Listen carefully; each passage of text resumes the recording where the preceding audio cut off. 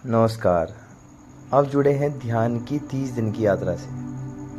आज है दिन 10 और आज हम बात करेंगे विचारों की, जो अक्सर ध्यान में बाधा लगते हैं, लेकिन असल में वे गुरु भी हो सकते हैं। जब हम ध्यान करने बैठते हैं तो सबसे पहले जो चीज़ परेशान करती है वो है हमारे विचारों की भीड़ ऐसी आती है कि हम ध्यान में एकाग्र फोकस कर ही नहीं पाते।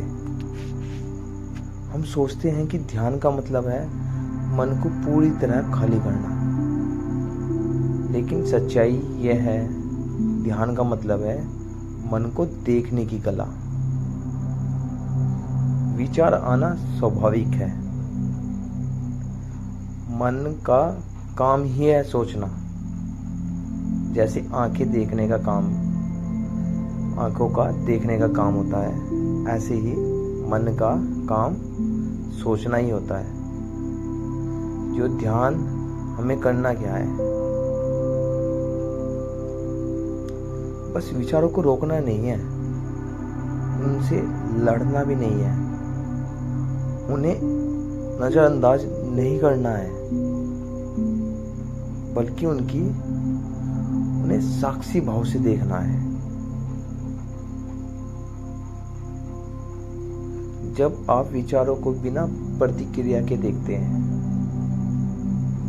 तो वे खुद शांत होने लगते हैं।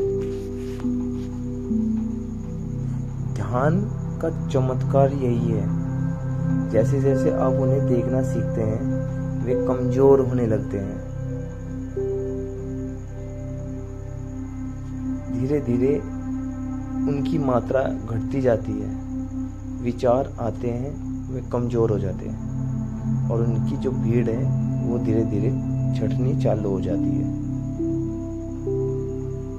तो आज का अभ्यास है विचारों को साक्षी भाव से देखना। तो आप शांत जगह बैठ जाइए, आंखें बंद करिए, पीठ सीधी करिए, कुछ गहरी सांसें लें। अब आने वाले विचारों को देखिए।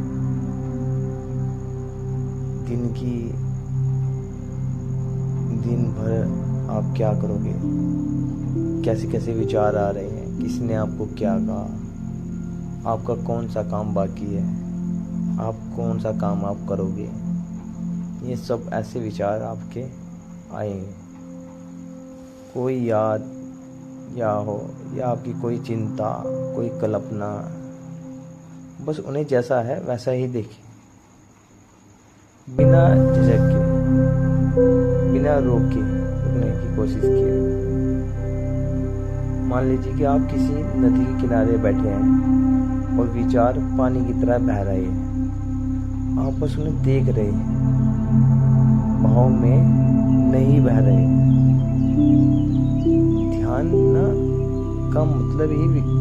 ध्यान का मतलब विचारों से लड़ना नहीं है, बल्कि खुद को उनसे पार ले जाना है, शांत भाव से।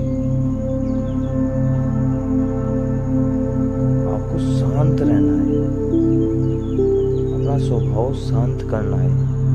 ध्यान का ही मकसद यही है। तो दोस्तों,